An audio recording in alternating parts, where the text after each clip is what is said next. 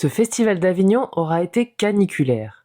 Difficile à supporter dans les rues pour les festivaliers et surtout pour les artistes. Mais au-delà des grandes chaleurs, les incendies de forêt font rage dans toute la France.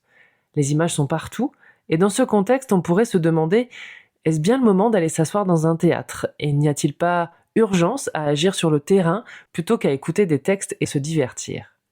Peut-être. Mais je crois que la culture, et notamment le spectacle vivant, peut aussi nous permettre d'agir d'une autre manière, en faisant bouger les consciences. C'est pour cela que j'ai choisi d'aller découvrir la plaidoirie des forêts. Une manière peut-être symbolique de plaider, de rejoindre ce combat pour la protection des arbres par la réflexion et par l'émotion. La pièce, écrite et interprétée par Françoise Cadol et Rémi Bichet, accompagnée sur scène par Bernard Lano, nous emmène dans une cour de justice. Face au juge, s'affronte une entreprise qui veut abattre un arbre de 400 ans et les défenseurs de la nature, accusés d'avoir dégradé les locaux de l'entreprise alors qu'ils tentaient de protéger l'arbre. Un avocat pour l'accusation, 2 pour la défense. Alors, je l'avoue, en dehors du sujet, si j'ai choisi cette pièce, c'était pour avoir le plaisir d'entendre la voix de Françoise Cadol. Vous l'avez sûrement déjà entendue, peut-être sans le savoir, dans de nombreux reportages, films et séries. Sa voix pourrait me conter des histoires pendant des heures, et je l'écouterai avec toujours autant d'intérêt.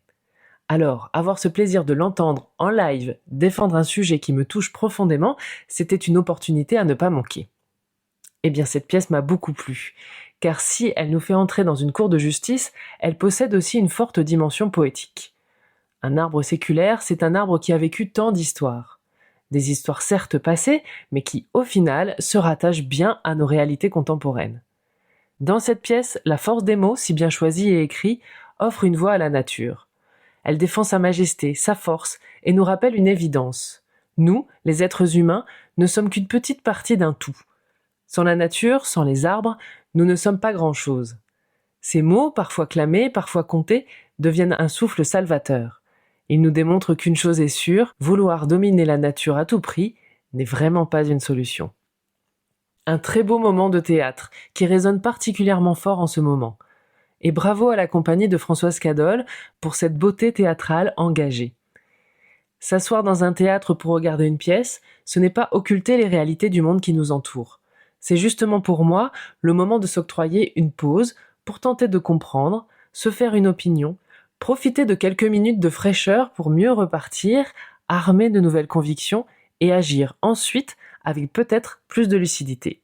Et pour ça, la plaidoirie des forêts est une très belle occasion de s'asseoir sous cet arbre séculaire, d'écouter ces histoires et de ressortir avec une conscience différente.